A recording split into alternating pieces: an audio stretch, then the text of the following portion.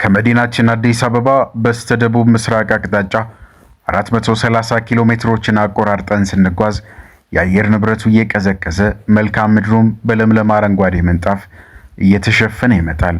እዚህ ጋር ነው ከባህር ጠለል በላይ ከ2492 ሜትር ከፍታ ላይ ደጋማ የአየር ንብረትን የምታስተናግድ ስያሜዋን ከዝናብ ጋር ያደረገች የባሌ ዞን እምብርት የሆነችውን የሮቤ ከተማን የምናገኘው።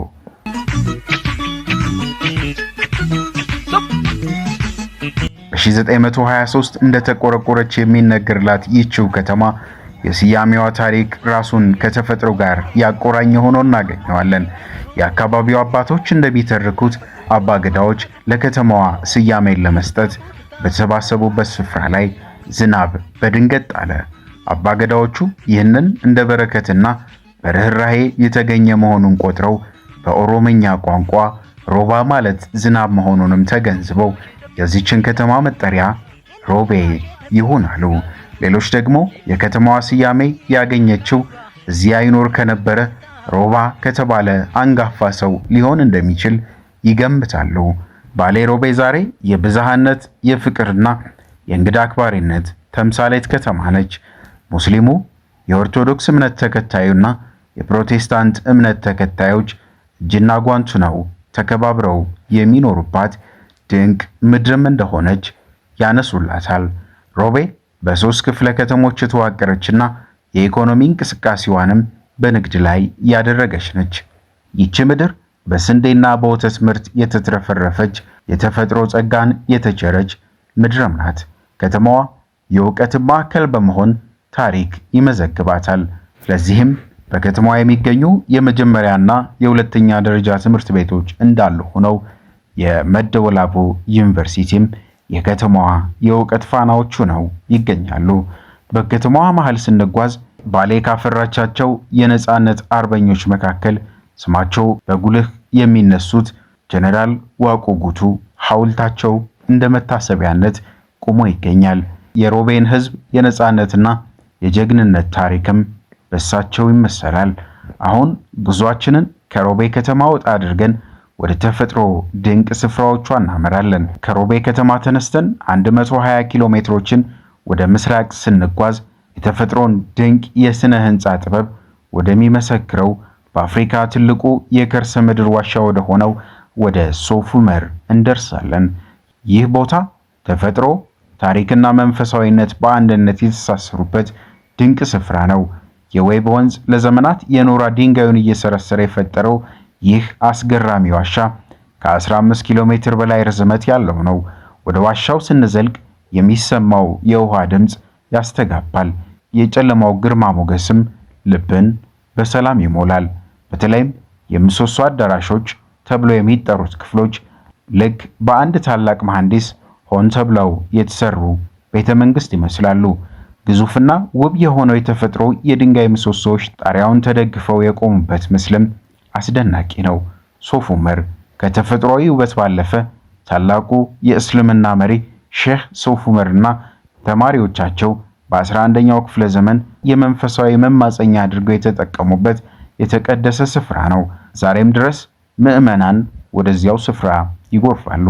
በዋሻ ውስጥ በባትሪ ብርሃን የታገዘ ጉዞ ሲደረግ ተፈጥሮ በምድር ስር የደበቀችውን ሚስጥራዊ ውበት ይገለጣሉ፣ ይደነቃሉ። በሌላኛው የወንዙ መውጫ በኩል ደግሞ ወደ ብርሃን ያስወጣል። ይህ ጉዞ ፍጹም የማይረሳ በአካል ተገኝቶ ሊያዩትም የሚገባ ያው ተአምር እንደሆነ ሶፍ ዑመርን የተመለከቱ ሁሉ የሚያነሱት ነው። እዚህ ከርሰ ምድር አስደናቂ ታሪክ ተነስተን ወደ ሰማይ ጥግ ወደ አፍሪካ ጣሪያ እንወጣለን። በቅርቡ በዩኔስኮ የዓለም ተፈጥሮ ቅርስነት የተመዘገበው የባሌ ተራሮች ብሔራዊ ፓርክ ከባሌ ሮቤ ከተማ ጥቂት ኪሎ ሜትሮች ርቀት ላይ ይገኛል። ይህ ፓርክ የኢትዮጵያ ብቻ ሳይሆን የመላው ዓለም የተፈጥሮ ሀብት ነው። የባሌ ተራሮች በውስጡ 3 ልዩ የሆኑ የስነ ምህዳር ክፍሎችን ይዟል። የመጀመሪያው ላይ የሚገኘው የአልፓይን ወይንም የአፍሮ አልፒን የአየር ንብረት ያለው የሳኒቴ አምባ ነው።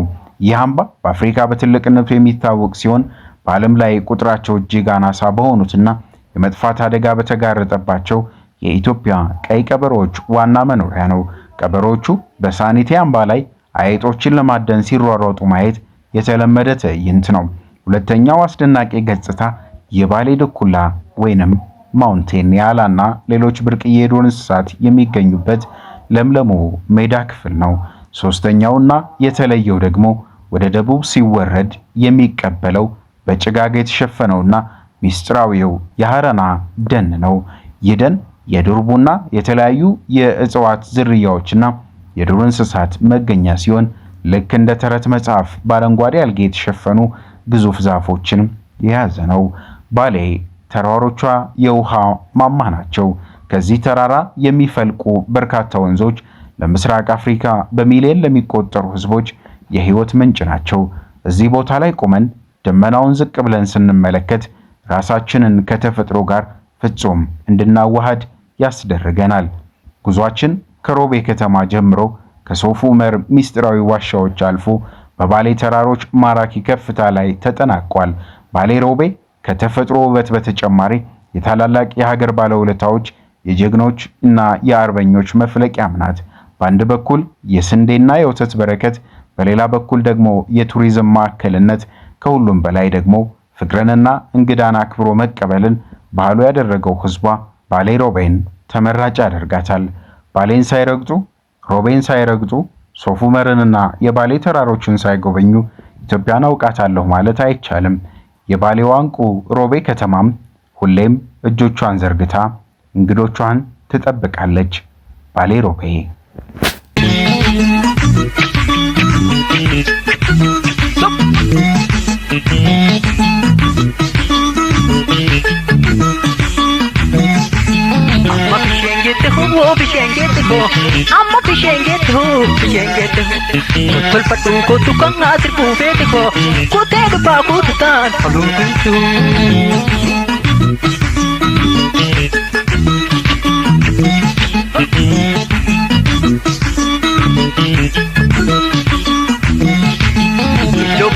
Tamir gati mura, illa purashe tamir gati mura. Leman sura ko tusi bitaka mura, akka kananti hata tujhe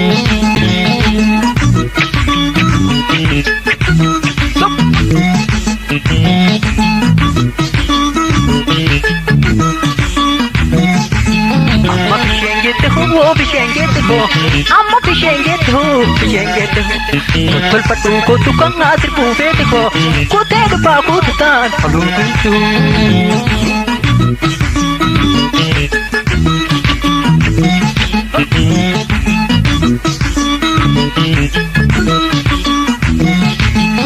जो पुराशे तमीर गाती बुरा इल्ला पुराशे तमीर गाती बुरा ये मंसूरा को तुसी बिता का बुरा अक्का कनांती हता तुझे